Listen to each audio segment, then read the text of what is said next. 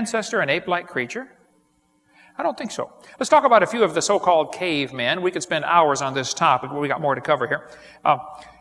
Nebraska man was used for years as evidence for evolution. All they found for Nebraska man was one tooth. That is the entire Nebraska man right there. One tooth.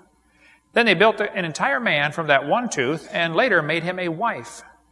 Now you have to really be good to know what his wife looks like from his tooth. Okay, but these are professionals. Don't question them, okay? They know what they're talking about. Later they found out the tooth actually came from a pig. There's the real Nebraska man right there. How about Piltdown man, named after the gravel pit it was found in Piltdown, England. Somebody took a human skull and an ape's jaw, they filed them down and fooled everybody. In 1912, they discovered the Piltdown man. It was in the New York Times. Darwin theory proved true from the Piltdown man. It was going to be used in 1925 at the Scopes monkey trial as part of the evidence for evolution. But the judge said the question is not, is there evidence for evolution? The question is, did he violate the law of teaching? So he was found guilty of breaking the law. The teacher was John T. Scopes down here in Dayton, Tennessee. But Piltdown man was a hoax. Somebody had taken an ape's jawbone and a human skull, broke the TMJs off, made them fit together, and fooled everybody, filed the teeth down. For 40 years, it was in the textbooks as proof for evolution. It was a fraud, exposed as a fraud. 1953. Neanderthal man is still in your textbooks, used in your town here in Knoxville, Tennessee. But it's been proven years ago it cannot possibly be a missing link. Long story about the Neander Valley, named after Joachim Neander, that wrote the song in the songbook, Praise to the Lord, the Almighty, the King of Creation. Great godly man. Back in 1856, they found a skeleton petrified, a man petrified, in this valley called the Neander Valley, and they named it Neanderthal man. The back was bent over. Well, apes walk on 4 legs and man walks on 2, so when the Darwin's theory became popular, they resurrected the Neanderthal man and said, oh, wow, maybe he's slowly evolving, he's coming up. Well, they've known from the very beginning it was an old man with arthritis who's slowly going down. He's not coming up at all. He's headed down. But they still keep him in the textbooks. About 300 Neanderthals have been found. Their brains are bigger than ours. Their bone structure was incredibly strong. They said they had so many muscles that the average Neanderthal could probably pick up the average NFL linebacker and fling him over the goalpost. Phenomenal strength in the Neanderthals. They gave the same skull to 9 different artists and said, what did he look like in life? They got 9 different answers. They said, what would you like him to look like? We're artists, you know. We can make him, you want him ape-like or human-like? You tell us what you want. We'll do it.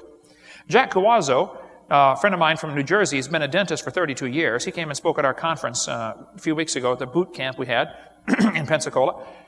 He studied the actual Neanderthal skulls in Europe. He said these Neanderthals are just perfectly normal humans that are living to really great age. See, before the flood came, the people lived to be 900. After the flood, lifespans dropped off to 400, and then 200, and then 100. But that's still a long time to live. And it's a simple fact, the bones of your eyebrow ridge never stop growing. So if you could live to be 300 or 400 years old, your eyebrow ridge would stick way out. People today that use their jaws a lot, like the Aborigines in Australia, are always using their jaws as a vice. They don't carry a toolbox with them. Their eyebrow ridge sticks out really far because of the chewing muscles. It pulls on the bone. The Neanderthals are perfectly normal human that are living to be 200 or 300 years old. That's all they are. Their brain's bigger than ours. They're not subhuman at all. They're just really old human. There's an Aborigine on the far left over there. See the eyebrow ridge sticking out? That's from chewing or using your jaw muscles a lot. There are a lot of different shapes of head. You could line up the folks in Knoxville, Tennessee and prove evolution just by the shape of the skull and drive downtown. You'll see what I'm talking about, okay? There's Cro-Magnon man, still used in the textbooks, yet it's perfectly normal human. Why on earth is that considered a missing link? They've got one in there called Homo sapien is modern man. He's listed as Cro-Magnon. It's not modern, it's not a missing link at all. One they've got in there now is called Australopithecus afarensis. That was proven wrong in 1973.